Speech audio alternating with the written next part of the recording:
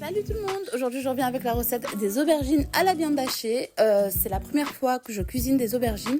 J'ai pour habitude de pas aimer ça, donc j'ai voulu la cuisiner à ma façon. De plus, je me suis filmée en live et vous avez été nombreux à me demander du coup la recette et c'est pour ça que je vous la publie aujourd'hui. Et du coup, je vous laisse avec la recette pour les intéressés. Donc j'ai commencé par couper en tranches les aubergines. Donc pour ma farce, je l'ai faite à la viande hachée que j'ai fait cuire avec des poivrons et des oignons, avec des épices aussi, du sel, du poivre, du curcuma et du piment doux.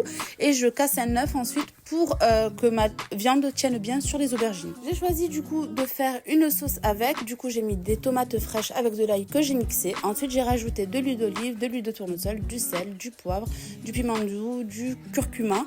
Voilà les épices que vous voulez et du basilic. J'ai mélangé le tout. J'ai rajouté aussi de la purée de tomates pour faire plus de sauce. Et du coup, je commence par mettre un fond de sauce au fond de mon plat et mettre mes tranches d'aubergine. Je viens mettre ensuite par-dessus ma viande hachée. J'ajoute par-dessus de la crème liquide. Et je viens remettre par-dessus une autre tranche d'aubergine.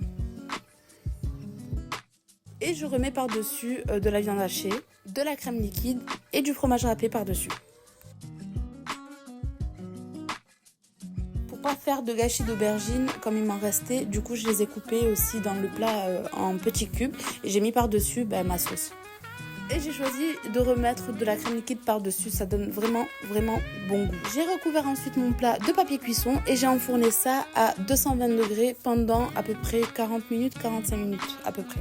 Et voilà ce qu'on obtient. Je peux vous dire que c'était vraiment un délice, sachant que moi je n'aime pas du tout les aubergines. Donc je vous laisse avec cette recette là et je vous dis à bientôt pour une prochaine recette. Bye!